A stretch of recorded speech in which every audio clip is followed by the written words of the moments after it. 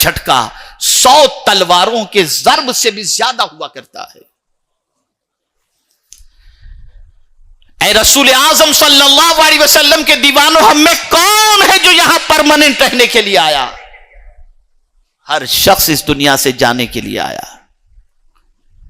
لیکن جاتے وقت ہماری فکر کس چیز پر ہونی چاہیے؟ تو ہماری فکر ایک ہی بات پر، جیے تو ایمان پر اور مریں تو ایمان پر۔ یہ فکر ہمیشہ دل و دماغ کے اندر رہے،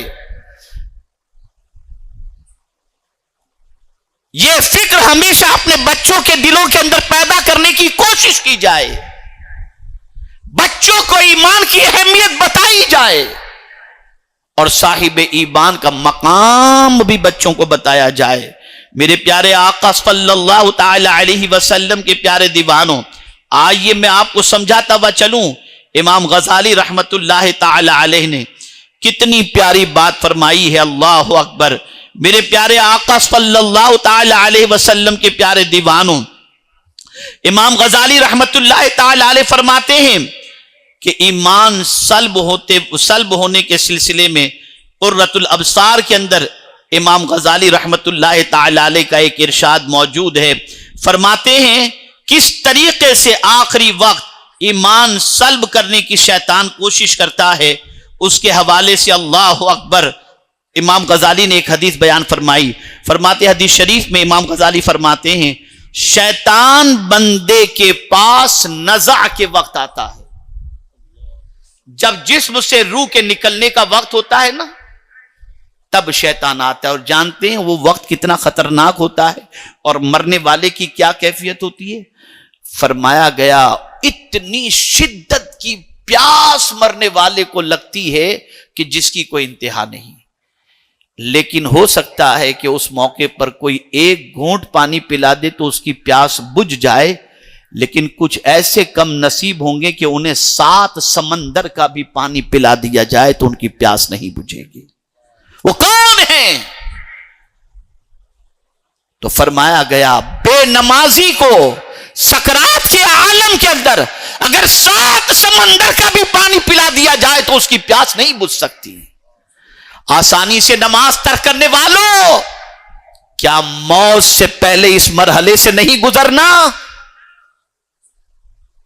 ذرا سوچو، اندازہ لگاؤ۔ امام غزالی رحمت اللہ تعالی علیہ فرماتے ہیں شیطان بندے کے پاس نزع کے وقت آ کر اس کی بائیں جانب بیٹھ جاتا ہے اور اسے کہتا ہے اس دین کو چھوڑ دے، اور کہہ کے 2 خدا ہیں۔ اب بندے کی سچویشن یہ کہ بظاہر اسے کوئی نظر نہیں آ رہا، اور اس وقت شیطان ہی نظر آتا ہے، اور وہ آ کر کے کہتا ہے کہ تو تکلیف میں ہے نا، تیری تکلیف سے تجھے نجات مل جائے گی، بس کہہ دے 2 خدا ہیں تاکہ تو اس سختی سے خلاصی پائے۔ بس جب معاملہ اس طرح ہے، یعنی ایمان کے سلب کو خوف بہت ہے، تو اب کرنا کیا چاہیے؟ یعنی ایسے موقع پر شیطان آ کر کے پریشان کرتا ہے، تو امام غزالی نے حدیث کی روشنی میں فرمایا کہ اب ایسی سچویشن میں ہمیں کیا کرنا چاہیے؟ تو فرماتے ہیں تجھے چاہیے کہ گریہ وزاری کر، روتا رہے اللہ کے بارے میں، مولا میرا ایمان نہ چھیننا، میرے ایمان کو میں ضائع ہونے سے بچانا چاہتا ہوں۔ رو رو کے اللہ سے ایمان کی بھیک مانگو، گریہ وزاری کرو، روتے رہو، مال کے لیے روتے ہو، کبھی ایمان کے لیے بھی رونے کی کوشش کرو۔ اور اس کے بعد امام غزالی علیہ رحمہ فرماتے ہیں، حدیث بیان فرماتے ہیں، نقل فرماتے ہیں، اور رات کو بیدار رہنا، ٹک ٹاک کے لیے نہیں، واٹس ایپ اور انسٹاگرام کے لیے نہیں، فیس بک اور ٹویٹر کے لیے نہیں، رات کو بیدار رہ کر اللہ کی بندگی کرو، اللہ کی یاد میں مصروف ہو جاؤ، اللہ کے ذکر میں مصروف ہو جاؤ۔ اور تیسری بات امام غزالی علیہ رحمہ نے حدیث کے ذریعے ہم تک پہنچائی، اور وہ یہ ہے، اور رکوع اور سجود کی کثرت کرنا ضروری ہے، کہ کثرت سے رکوع بھی کیا کرو، کثرت سے سجدہ بھی کیا کرو، تاکہ تمہارا ایمان سلب ہونے سے، ضائع ہونے سے، برباد ہونے سے بچ جائے۔ اب اس کے بعد امام غزالی نے امام اعظم ابو حنیفہ رحمت اللہ تعالی علیہ کا ایک قول نقل کیا کہ وہ کون سے گناہ ہیں جس کی وجہ سے ایمان سلب ہو جاتا ہے، کون سے گناہ ہیں؟ امام اعظم ابو حنیفہ رحمت اللہ تعالی علیہ سے پوچھا گیا کون سے گناہ سے ایمان کے سلب کا زیادہ خطرہ ہے؟ فرمایا ایمان پر شکر نہ کرنا، ایمان پر شکر نہ کرنا۔ توجہ چاہوں گا اس بات پر، توجہ چاہوں گا۔ کیا دور حاضر کے وہ لوگ جو دنیاوی تعلیم کے اعتبار سے بلند و بالا مقام پر پہنچ جاتے ہیں، یا مال و دولت کی بنیاد پر اتنا مال کا ذخیرہ جمع کر لیتے ہیں کہ انہیں کسی چیز کا کوئی ٹینشن نہیں ہوتا، کیا یہ بات سچ نہیں ہے کہ کبھی کبھی وہ کہتے نظر آتے ہیں کہ یار غیروں کے درمیان اپنے آپ کو مسلمان کہلانے میں شرم محسوس ہوتی ہے، اور کبھی یہ بھی کہتے ہیں اور نیم پلیٹ بھی لگاتے ہیں تو شارٹ فارم کے اندر، اور غیروں کے درمیان اپنے آپ کے لیے احساس کمتری۔ اور میں خاص طور پر کالج اور یونیورسٹی کے اسٹوڈنٹ سے کہوں گا، سن لو اور اچھی طریقے سے سن لو، کہیں بھی دنیا کی کسی کالج اور یونیورسٹی میں تم پڑھو اور تمہارے ساتھ ملٹی ریلیجن کے لوگ موجود ہوں تو اس میں اپنے آپ کو مسلمان شو کرنے میں گلٹی فیل مت کرنا، ورنہ تمہارا ایمان بچنا مشکل ہو جائے گا۔ مسلمان ہونے پر اللہ کا شکر ادا کرو، اس بات پر اللہ کا شکر ادا کرو کہ اللہ نے ایمان جیسی عظیم دولت ہمیں عطا فرمائی، وہ ایمان جس کی بنیاد پر دنیا میں بھی ہم سرخرو ہوں گے اور انشاءاللہ آخرت میں بھی سرخرو ہوں گے۔ تو ایمان پر شکر ادا کرو۔ اسی لیے قرآن مقدس میں ایک شکرانے کا جملہ بھی موجود ہے، الحمدللہ الذی ہدانا لہذا۔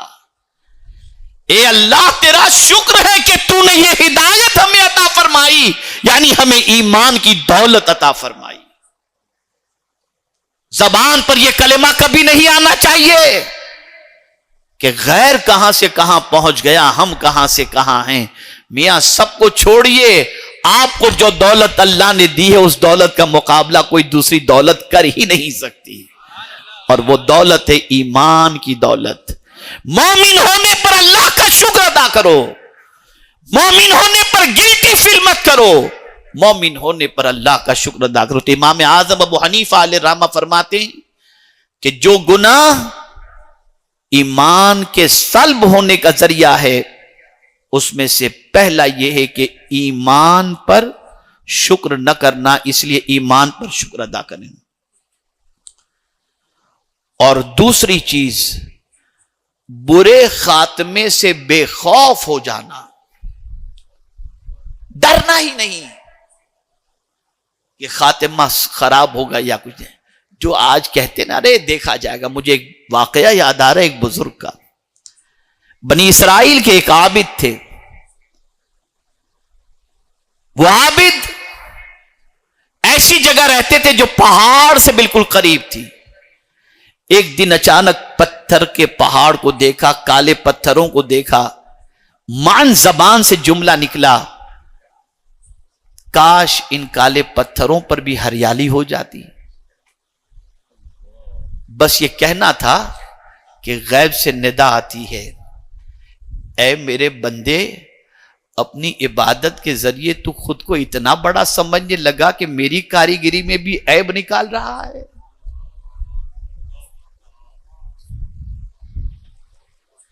میں جانتا ہوں کہاں کیا ہونا چاہیے، تم میری تخلیق میں عیب نکال رہا ہے۔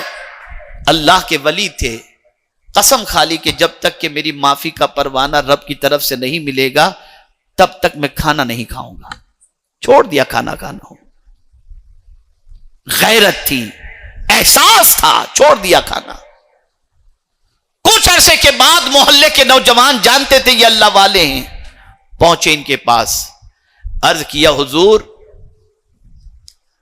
آج ہمارے یہاں کھانے کی دعوت ہے، کافی احباب تشریف لائیں گے، آپ بھی تشریف لائیں۔ انہوں نے بہت سمجھایا، بولے نہیں بیٹا میں نہیں آ سکتا، میں نہیں آ سکتا، میں نہیں آ سکتا۔ من چلے نوجوان ہوتے ہیں نا، بہت ضد پکڑنی، حضرت آپ کو تو آنا ہی پڑے گا۔ انہوں نے کہا نہیں میں نہیں آ سکتا۔ تو ایک نے کہا کہ حضرت آپ کیوں نہیں آئیں گے، وجہ کیا ہے ذرا بتائیں تو صحیح۔ ارشاد فرمایا میری زبان سے، غور سے سنیے گا، میری زبان سے اللہ کا ناپسند ایک جملہ نکلا تو میں نے قسم کھا لی ہے کہ جب تک کہ خدا مجھے معاف نہیں کرے گا میں کھانا نہیں کھاؤں گا۔ تو ابھی تک معافی کا پروانہ مجھے نہیں ملا، اس لیے میں کھانا نہیں کھا سکتا۔ اب آج کے من چلے نوجوان غور سے سنیں۔ ایک نوجوان نے کہا ارے حضرت آپ کیا ٹینشن لیتے ہو، کوئی تکلیف اور عذاب آئے گا تو ہم جھیل لیں گے، آپ کو ٹینشن نہیں ہونے دیں گے۔ بس یہ کہنا تھا اس من چلے نوجوان کا، فوراً غیب سے آواز آتی ہے اس اللہ کے ولی کو، میرے بندے اس علاقے کو چھوڑ کر نکل جا، جنہوں نے میرے عذاب کو ہلکا سمجھا ہے اب ان قریب ان پر میرا عذاب آنے والا ہے۔ وہ لوگ جو بے لگام ہو کر اللہ کے عذاب کے سلسلے میں اور اللہ کی پکڑ کے سلسلے میں نازیبا کلمات کہتے ہیں، انہیں اس واقعے سے سبق سیکھنا چاہیے۔ برے خاتمے کے خوف سے ڈرو، اس لیے ہمیشہ اس چیز کا خیال کرو کہ اللہ ہمارا خاتمہ ایمان پر فرمائے۔ میں ایک وظیفہ بھی آپ کو دوں گا کہ اس وظیفے کے پڑھنے والے کے سلسلے میں امام عشق و محبت نے فرمایا انشاءاللہ اس کا خاتمہ ایمان پر ہوگا۔ اور اسی کے ساتھ مولا علی کرم اللہ تعالی وجہہ الکریم کا بھی ایک وظیفہ آپ کو دوں گا، انشاءاللہ اس کے ذریعے بھی خاتمہ ایمان پر خاتمے کے سلسلے میں اللہ کی بارگاہ سے امید رکھی جا سکتی ہے۔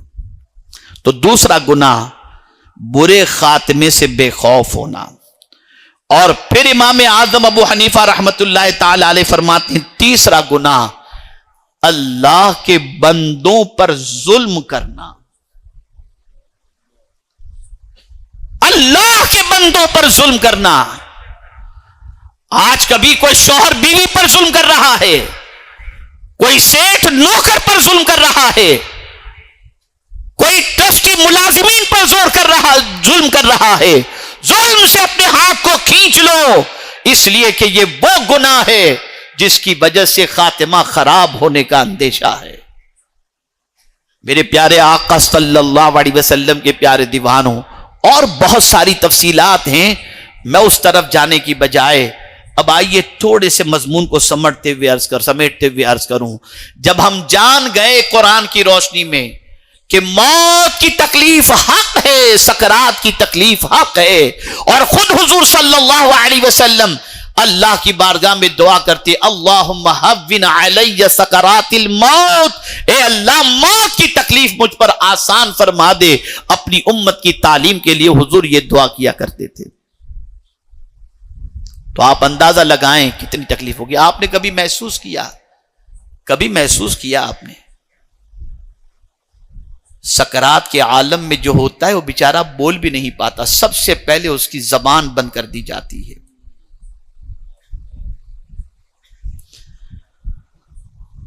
اور اسی کے ساتھ کبھی آپ نے جانوروں کو تو دیکھا ہوگا کہ جب آپ عید الاضحیٰ کے موقع پر جانور کو ذبح کرتے ہیں تو کوئی جانور ادھر بھاگ رہا ہے، کوئی ادھر ٹانگ پچاڑ رہا ہے، یہ سب کچھ کرتے ہوئے آپ دیکھتے ہوں گے، لیکن مرنے والے انسان کو کبھی اپنی ٹانگوں کو اس طریقے سے ہلاتے ہوئے آپ نہیں دیکھتے ہوں گے۔ وجہ کیا ہے؟ سب سے پہلے اس کی روح اس کے پیر سے نکالی جاتی ہے تاکہ بھاگ نہ سکے۔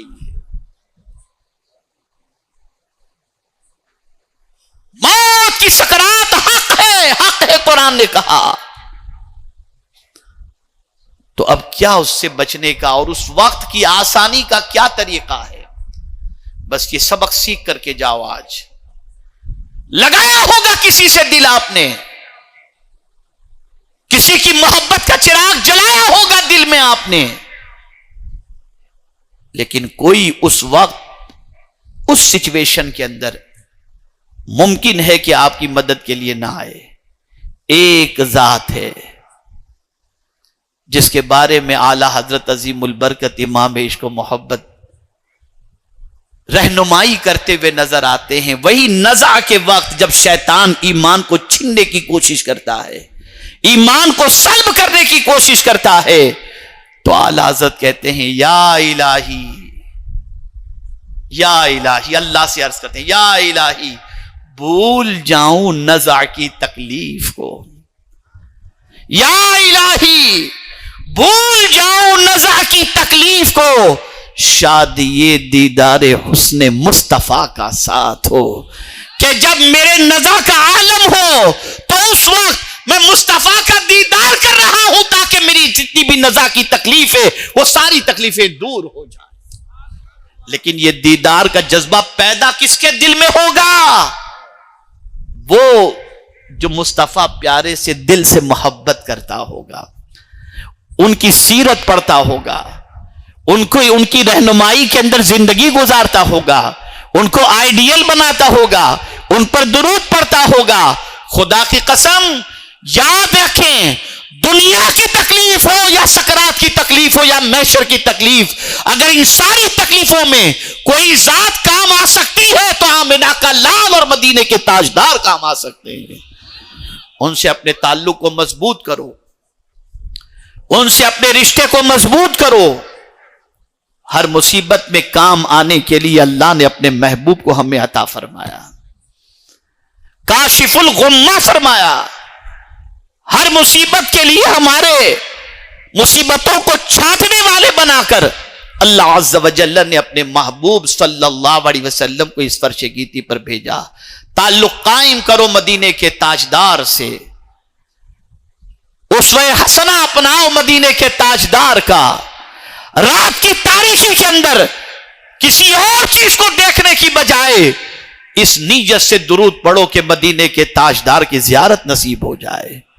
امام غزالی رحمت اللہ تعالی علیہ نے ایک حدیث کی روشنی میں فرمایا کہ سرکار صلی اللہ علیہ وسلم نے فرمایا جو شخص کثرت سے مجھ پر درود پڑھے قیامت میں وہ مجھ سے قریب ہوگا. تو امام غزالی سے پوچھا گیا یا امام ابو حنیفہ سے پوچھا گیا کہ کثرت سے مراد کیا ہے, تو فرمایا 700 مرتبہ, اور اگر کوئی 700 مرتبہ نہیں پڑھ سکتا تو 350 مرتبہ, اور 350 مرتبہ بھی نہیں پڑھ سکتا تو روزانہ 100 مرتبہ. اور اس کے بعد غالباً امام غزالی یا امام ابو حنیفہ فرماتے ہیں روزانہ کثرت سے درود شریف پڑھنے کی وجہ سے عالم بیداری کے اندر میں نے 75 مرتبہ اپنے نبی کی زیارت کی ہے. یہ ہے درود شریف. کس کو دیکھنے جا رہے ہو؟ حسیناؤں پر اپنی نگاہوں کو خراب کر رہے ہو, آوارہ گردی کے اندر اپنی نگاہوں کو خراب کر رہے ہو, گندی پکچروں کو دیکھ کر اپنی نگاہوں کو تباہ و برباد کر رہے ہو. نہیں, یہاں کہ اللہ نے مدینے کے تاجدار کے دیدار کے لیے دی ہیں. کچھ ایسا کر دے میرے کردگار آنکھوں میں, ہمیشہ نقش رہے روئے یار آنکھوں میں, انہیں نہ دیکھا تو کس کام کی ہے یہ آنکھیں کہ دیکھنے کی ہے ساری بہار آنکھوں میں. سرکار سے محبت پیدا کرو, سرکار سے الفت پیدا کرو. یہ چند دنوں کی دنیا آپ دیکھ رہے ہیں, بڑی تیزی کے ساتھ زندگی کے لمحات گزرتے جا رہے ہیں. ابھی مجھے ہمارے آندھرا اور تلنگانہ کے نگراں حضرت علامہ حسان فاروقی صاحب نے اپنے پوتے کو میرے حوالے کیا. میں نے غور کرنے کی کوشش کی کہ ان کے نکاح میں شریک ہوا تھا یا نہیں ہوا تھا. ذہن پہ زور دیا تو یاد نہیں آیا, لیکن اتنا ضرور ہے کہ آج جس پوتے کو انہوں نے میرے حوالے کیا, ایک دور تھا کہ اپنے بچے کے حوالے سے بھی لاتے تھے اور کہتے تھے ان کے سر پر ہاتھ رکھ دیں. آج ان کے بچے اتنے چھوٹے سامنے. زندگی کتنی فاسٹ گزر گئی, کتنی فاسٹ گزر گئی. مجھے نہیں معلوم کہ قاری رضوان صاحب کا نکاح میں نے پڑھایا تھا یا نہیں, لیکن اتنا ضرور معلوم ہے کہ ان کے نکاح میں شریک ہوا تھا, اور ابھی چند دنوں پہلے ان کے بیٹے کا نکاح میں نے پڑھایا. کتنی فاسٹ زندگی گزر رہی ہے. کیا کیا ہم نے اپنی زندگی کے اندر, کیا تیاری کی آخرت کے سلسلے میں. پاس اعمال ہیں، کیا منہ لے کر کے جائیں گے اللہ کی بارگاہ میں اور اس کے رسول صلی اللہ علیہ وسلم کی بارگاہ میں؟ ہے کوئی تیاری ہمارے پاس؟ سرکار فرماتے بادروا بالاعمال الصالحہ، نیک عمل کرنے میں جلدی کرو. اور سرکار صلی اللہ علیہ وسلم فرماتے نیکی کرنے میں جلدی کرو، ایسا دور آئے گا کہ بندہ صبح کو مومن ہوگا، شام کو کافر ہو جائے گا، شام کو مومن ہوگا، صبح کو کافر ہو جائے گا، اور چند ٹکوں کے عوض کے اندر اپنا ایمان بیچ دے گا. یہ حالات. اب آئیے حسب وعدہ میں 2 عمل آپ کو بتا دوں، بڑا تفصیلی موضوع ہے، زندگی میں پھر کبھی انشاءاللہ العظیم. اعلی حضرت عظیم البرکت امام عشق و محبت نے فرمایا جو شخص روزانہ ان کلمات کو کہے، تعداد مجھے صحیح طور پر نہیں معلوم، میکزیمم طور پر آپ کہیں تو فرماتے ہیں اس کا خاتمہ انشاءاللہ ایمان پر ہوگا. اور وہ کلمات کیا ہے؟ رضیت باللہ ربا وبالاسلام دینا وبمحمد نبی و رسولا. جو شخص ان کلمات کو پڑھتا رہے گا انشاءاللہ ان کلمات کی برکت سے اس کا خاتمہ ایمان پر ہوگا. اور مولا علی کرم اللہ تعالی وجہہ الکریم ارشاد فرماتے ہیں غزوہ خندق کے موقع پر میں نے رسول رحمت صلی اللہ علیہ وسلم کو دیکھا سجدے میں ہیں. میں میدان کا چکر لگا کر کے آیا، پھر حضور کے پاس آیا، دیکھا حضور سجدے میں ہیں. پھر نکلا میدان کے چکر میں، پھر میدان کا چکر لگایا، آیا، دیکھا حضور سجدے میں ہیں.